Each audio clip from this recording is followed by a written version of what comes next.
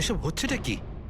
আর আমাদের আপনারা এখানে কেন ডেকে পাঠিয়েছেন? তোমাদের সবার কাছে আমাদের একটা জরুরি প্রশ্ন আছে, এই জন্য। কি? আচ্ছা, তোমরা জোর দিয়ে বলতে পারো যে তোমরা সবাই সুবোধকে খুন হতে দেখেছিলে? হ্যাঁ স্যার, আর এই কথাটা তো আপনাকে আগেও বলেছি। আরে সরি, এটা আমার মিস্টেক। আচ্ছা, তোমাদের জন্য একটা প্রশ্নের উত্তর সহজ করে দিচ্ছি। আচ্ছা, তোমরা কি সবাই ওই সুবোধকেই খুন হতে দেখেছিলে? হ্যাঁ স্যার, আমরা সবাই তো সেখানেই ছিলাম, আমরা সুবোধ স্যারকেই দেখেছিলাম। স্যার, ইউ মিন উনি সুবোধ স্যার ছিলেন না অন্য কেউ ছিলেন? ওনার duplicate or something? No way, এটা হতে পারে নাকি? আমরা কি সুবোধ স্যারকে চিনি না নাকি? এক্স্যাক্টলি স্যার, আমরা এতটাও বোকা নই। আমি সেটা কখন বললাম তোমাদের যে তোমরা সবাই বোকা? আমি কিন্তু কিছু বলিনি। যা বলেছে এ বলেছে।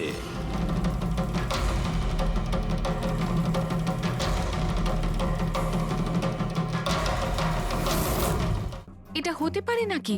আমরা কি সুবোধ স্যারকে চিনি না নাকি? এক্স্যাক্টলি স্যার, আমরা এতটাও বোকা নই। আমি সেটা কখন বললাম তোমাদের যে তোমরা সবাই বোকা? আমি কিন্তু কিছু বলিনি। যা বলেছে এ বলেছে।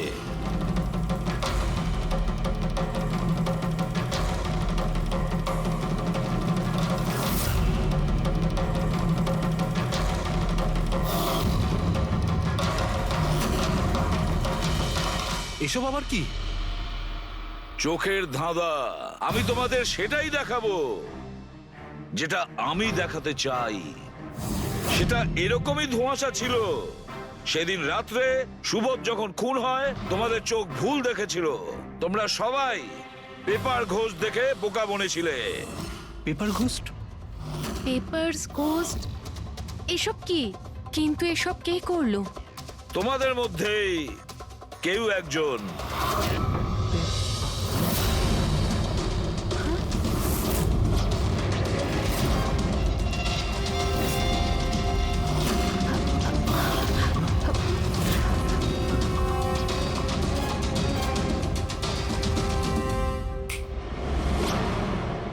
এসব কি স্যার? আর এসব কি করে হলো? 150 বছরের পুরনো ট্রিক এটা। যা কিছু আপনারা দেখেছেন সেটা চোখের ভ্রম ছিল, একটা ইলিউশন ছিল। একটা প্রজেক্টর দিয়ে একটা ফিল্ম প্রজেক্ট করা হয়েছিল একটা স্ক্রিনের ওপর। ওই স্ক্রিনটার অ্যাঙ্গেলটা এমন ভাবে রাখা হয়েছিল যাতে করে যা ইমেজ ওই স্ক্রিনের উপর প্রজেক্ট করা হচ্ছিল সেটা একটা রিয়েল লাইফ ইমেজ মনে হচ্ছিল। এরকমই সেই দিন হয়েছিল। ওইখানে আছে প্রজেক্টর। ওই প্রজেক্টর থেকে সুবোধ বাবুর ফিল্ম এই স্ক্রিনটায় প্রজেক্ট করা হয়েছিল, আর তোমরা সুবোধ বাবুর একটা রিয়েল লাইফ ইমেজ দেখেছিলে। যাতে তোমাদের মনে হয় যে সত্যি সুবোধ ওখানে উপস্থিত ছিল, কারোর সঙ্গে ঝগড়া করছিল।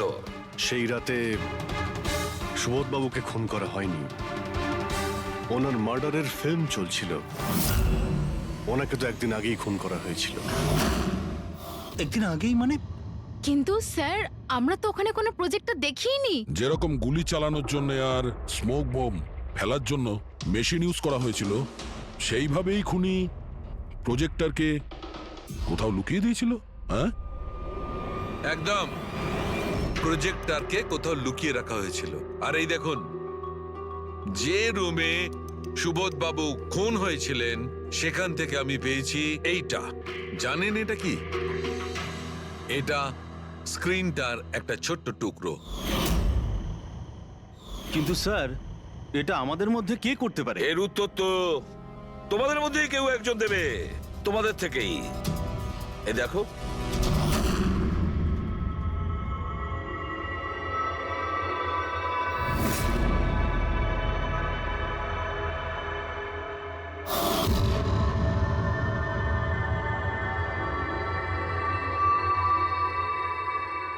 স্যার, এদের সবার তো ভয়ে মুখ শুকিয়ে গেছে। হ্যাঁ পুরবী, শুধু দুজন ছাড়া। অলোক আর বিনীতা। আরে তোমরা তো খুব সাহসী। স্যার, এরা তো ভয়ই পেল না। আপনারা এগুলো কি বলছেন? আর আমরা এসব করবোই বা কেন? আমি বুঝতে পারছি না এসব কি হচ্ছে। তুমি যদি বুঝতে না পারো তাহলে কে বুঝবে? তুমি হলে একজন art director, visual effect, projection, lights, এসব ব্যাপারে তোমার তো খুব ভালো নলেজ আছে, তাই না? হ্যাঁ, আর এই প্ল্যানে তোমার সঙ্গে ছিল তোমার পার্টনার বিনীতা। না না, এসব কি বলছেন? আমরা এসব কিছু করিনি, আপনারা আমাদের জোর করে ফাঁসাতে চাইছেন। আর হ্যাঁ, নলেজ আছে তো কি হয়েছে, আমরা খুনি হয়ে গেলাম। ভালো বলছেন তো। এসব ফালতু নাটক করবেন না আপনারা। আমার দেরি হয়ে যাচ্ছে, তোমাদের যদি ইচ্ছা করে ফালতু কথা শোনার তাহলে এখানে থেকে যাও। চলুন, সরুন। আমরাও এখানে সরাতেই এসছি সমাজের নোংরা। সুবোধ স্যার একটা নতুন প্রজেক্ট পেয়েছিল আমেরিকাতে। আমি ভীষণই খুশি ছিলাম যে আমরা সবাই প্রথমবার ইন্টারন্যাশনাল প্রজেক্টে কাজ করার সুযোগ পেয়েছি। ওনার সাথে আমাকে নিয়ে যাওয়া তো দূরের কথা, সুবোধ স্যার আমাকে নিয়ে মজা করেছিলেন। বলেছিলেন যে আমি জঘন্য আর্ট ডিরেক্টর, আমার ইন্টারন্যাশনাল প্রজেক্টে কাজ করার যোগ্যতা নেই, লো বাজেটের যেসব কাজ হয় তাতে কাজ করার উপযোগী। উনি চাইছিলেন না যে আমি এই প্রজেক্টে অংশগ্রহণ করি। ওনার পাগলামো সহ্য করলাম, ওনার সন্দেহ করা সবকিছুই সহ্য করে গেলাম, কিন্তু তার বদলে উনি আমাকে অপমান করলেন। তাই আমি তখনই সিদ্ধান্ত নিয়ে ফেলি যে ওনাকে বুঝিয়ে দিই যে আমি কি করতে পারি। সেই কারণে বিনীতার সঙ্গে মিলে সুবোধকে মারার প্ল্যান করেছিলে? আচ্ছা, এই সুবোধ বাবুর রেকর্ডিং তোমরা কোথা থেকে পেয়েছিলে? ওই রেকর্ডিং অ্যাকচুয়ালি আমরাই করেছিলাম। কিছুদিন আগে সুবোধ স্যারকে রিকোয়েস্ট করেছিলাম যে আমাকে একটা সিন রিহার্স করে দেখিয়ে দিন। স্যার অ্যাক্টিং করলেন আর ও রেকর্ড করলো। আর খুন কবে করেছিলে? 2 দিন আগেই আমি ওনাকে আমার বাড়িতে নিমন্ত্রণ জানিয়েছিলাম ড্রিঙ্কসের জন্য। আমি ওনার ড্রিঙ্কটা ওনার শার্টেই ফেলে দিই, তাই ওনাকে অন্য একটা শার্ট দিই পরার জন্য। ঠিক ওরকমই শার্ট যেই শার্টে তুমি ওনার রেকর্ডিং করেছিলে, আর তারপরে ওনার খুন করে দিলে। পুরো তামাশা শেষ হয়ে যাবার পরে তুমি রুমে ঢুকে ওই মেশিনটা বের করে আনলে, আর ওই বেচারা অভিষেককে ফাঁসিয়ে দিল।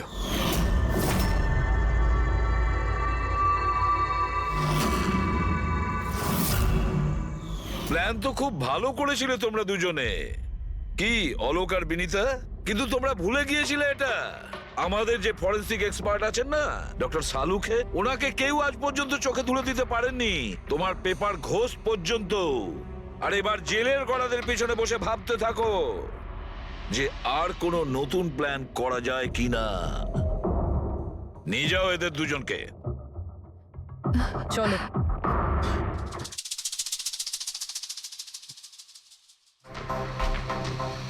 হ্যাঁ বস,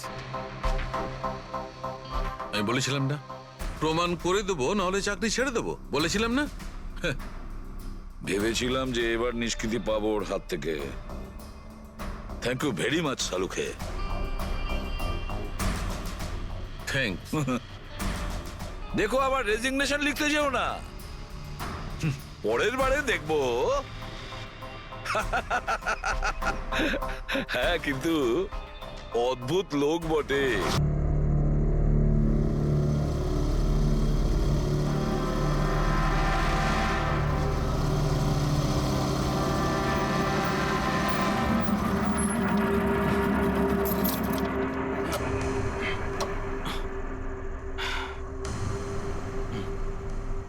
চল ভেতরে যাওয়া যাক। না ভাই, আমি একা ভেতরে যাব না, সবাইকে আসতে দে, তারপর আমি যাব। ভাই, ভেতরে স্যার ওয়েট করছে, চল। আরে সেই জন্যই তো একা যেতে চাইছি না। আর এমনিতেও আমাকে একটু বেশিই ভালোবাসেন উনি। না না ভাই, সবাইকে আসতে দে, তারপর আমরা একসঙ্গে ভেতরে যাব। আরে আমারও ভয় আছে, কিন্তু এতটা ভয় পাই না আমি। চল। ভাই, বুঝতে পারি না আমরা ওর সঙ্গে কাজ করি কেন। Because he is the genius. উনি একটু রকচটা হলে কি হবে, নিজের কাজে উনি দি বেস্ট, সেটা তুইও ভালো করে জানিস।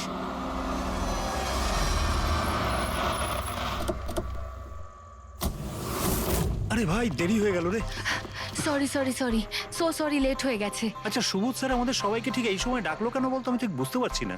এক্স্যাক্টলি ইয়ার, এমনই বা কি আর্জেন্ট কাজ পড়লো যে আমাদের সবাইকে এসএমএস করে এখানে ডাকলো? সেটা তো জানি না, কিন্তু স্যার ডেকেছেন, আমাদেরকে যেতেই হবে। আর এমনিতেও স্যার অর্ডার করেছেন, না তো বলতে পারি না ওনাকে। আমার তো ভীষণ ভয় লাগছে। জানি না স্যার কি বলবেন। এ হ্যালো, এত ভয় পাওয়ার কিছু হয়নি। আমরা কি কিছু করেছি নাকি? আর তাছাড়া আমাদের প্লেটা সুপারহিট ছিল। ওনার তো খুশি হওয়া উচিত। হ্যাঁ, অ্যাকচুয়ালি স্যার আমাদের এখানে পার্টি দেওয়ার জন্য রেখেছেন, তাই না? তোমাদের সাহস কি করে হয় এখানে আসার?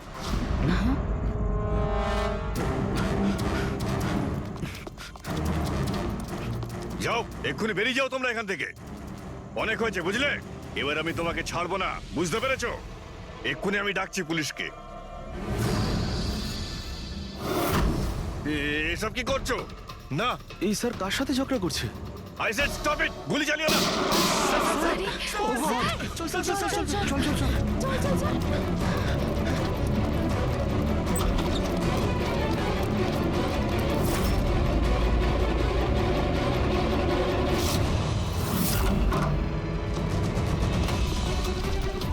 স্যার, ও মাই গড, স্যার, ও গড, গুলিটা কে চালালো? খুনি এখানেই আছে।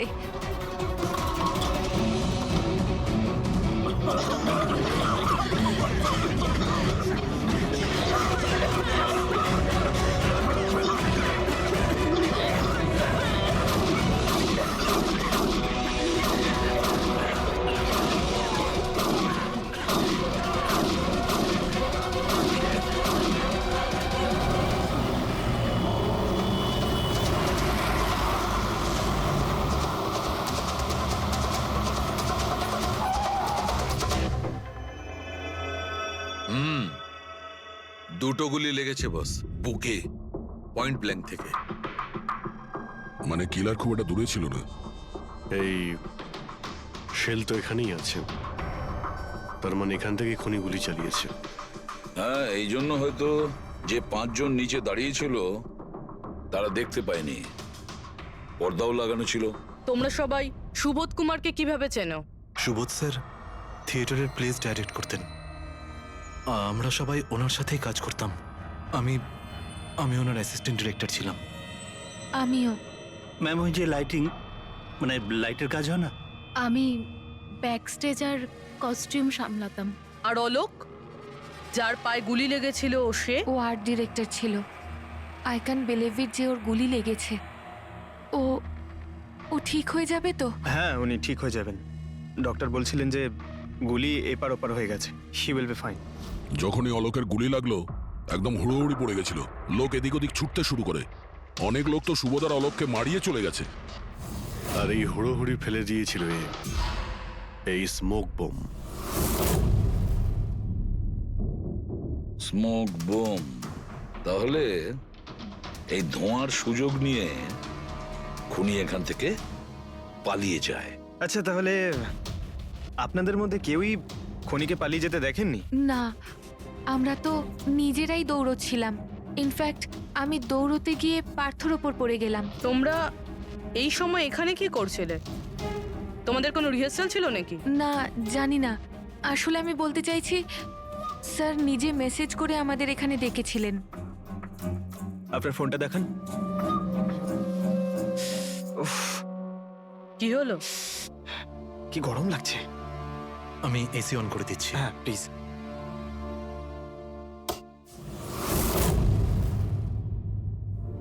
অদ্ভুত তো, এসিটার আবার কি হলো?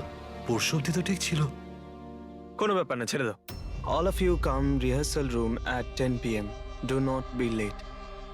No excuses. তোমাদের স্যার তো বেশ স্ট্রিক্ট ছিলেন। ম্যাম, বেশ না, অনেকটাই স্ট্রিক্ট ছিলেন। তাহলে আপনারা কাজ করতেন কেন ওনার সঙ্গে? উনি যেমনই হন না কেন, হি ওয়াজ এ জিনিয়াস। খুবই সাকসেসফুল ছিলেন। হ্যাঁ, ওনার সাথে যারাই কাজ করেছেন প্রায় আজ পর্যন্ত, তাদের প্রায় সকলেই আজকে জীবনে সেটেল। আপনাদের সুবোধ স্যার তো খুবই সাকসেসফুল আর ট্যালেন্টেড ছিলেন। তাহলে তো ওনাকে অনেকেই হিংসে করতো, মানে আই মিন অনেক শত্রু ছিল। হ্যাঁ, অনেক লোক এমনও ছিল যারা ওনাকে পছন্দ করতো না। না বন্ধু না ফ্যামিলি, তবে মিস্টার সুবোধের অনেক শত্রু ছিল। হতে পারে এদের মধ্যেই কেউ মেরেছে বদলা নেবার জন্য। সেই কারণেই ও আগে থেকে নিজের কাছে বন্দুক রেখেছিল। হ্যাঁ, আর সঙ্গে ওই বোমগুলো।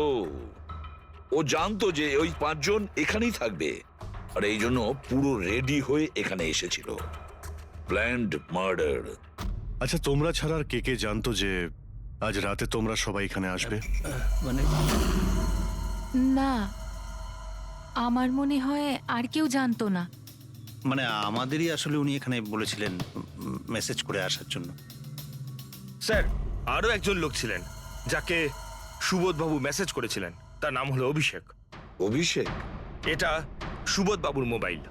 মেসেজ লিস্টে অভিষেক বাবুর নাম আছে। ও, এই অভিষেকটা কে? আমাদের টিমের একজন member. But Sunday evening A Subodh sir okay team থেকে বের করে দিয়েছিলেন। কি কাজ কি করতো? স্যার, ও আমার সাথে ব্যাকস্টেজ সামলাতো, প্রপার্টিজ এসব কিছু। তার মানে নাটকে ব্যবহার হয় এমন সব জিনিস ওর হাতেই ছিল। যেমন ওই স্মোক বোম। কিন্তু মেসেজে তো ক্লিয়ারলি লিখেছে অল অফ ইউ। তার মানে ও জানতো যে অভিষেক আর তোমরা সবাই এখানেই থাকবে। কোথায় থাকে এই অভিষেক?